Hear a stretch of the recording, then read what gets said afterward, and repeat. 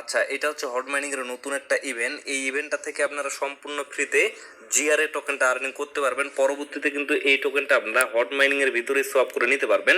তো এই সুযোগটা আপনারা কেউ মিস করবেন না। আমি বলে দিচ্ছি কিভাবে আপনারা এখানে জয়েন করবেন।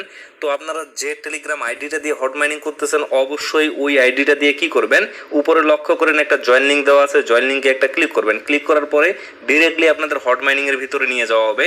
তো সেখানে আপনারা নিচে লক্ষ্য করবেন জয়েন হোয়াইট লিস্ট, এরকম একটা অপশন দেখতে পারবেন, জয়েন হোয়াইট লিস্ট। তো ওইখানে একটা ক্লিক করে দেবেন।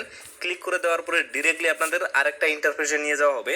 সেইখানে লক্ষ্য করবেন আপনাদের কিন্তু অটোমেটিকলি হট মাইনিং এর যে ওয়ালেটটা আছে সেটা কিন্তু কানেক্টেড হয়ে যাবে।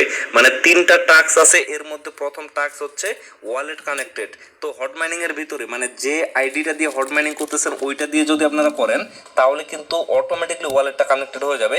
তারপরে নিচে লক্ষ্য করবেন 2 নাম্বার টাস্ক হচ্ছে তাদের টুইটার ফলো করতে হবে। তো ওইখানে আপনারা ফলো অপশনটা দেখতে পারবেন, ফলোতে একটা ক্লিক করবেন, ডিরেক্টলি আপনাদের টুইটার নিয়ে যাওয়া হবে।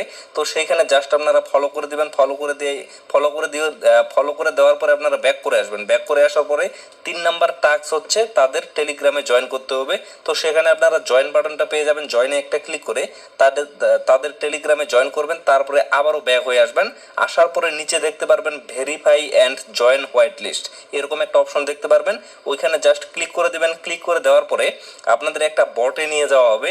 তো বটটাতে কি করবেন, জাস্ট আপনারা নিচে স্টার্ট বাটনটা দেখতে পারবেন, স্টার্টে একটা ক্লিক করে দিবেন। ক্লিক করে দেওয়ার পরে আবারও আপনারা ব্যাক করে চলে আসবেন, আবারও হট মাইনিং এর ভিতরে আসবেন। আসার পরে দেখবেন যে আপনাদের ইনস্ট্যান্ট 300টা জিআরএ টোকেন দিয়ে দেওয়া হয়েছে, ঠিক আছে। তো এই কাজটা আপনারা দ্রুত করে রাখেন, মানে যার যতগুলো টেলিগ্রাম আইডি আছে প্রত্যেকটা আইডি দিয়ে করে রাখবেন, ঠিক আছে।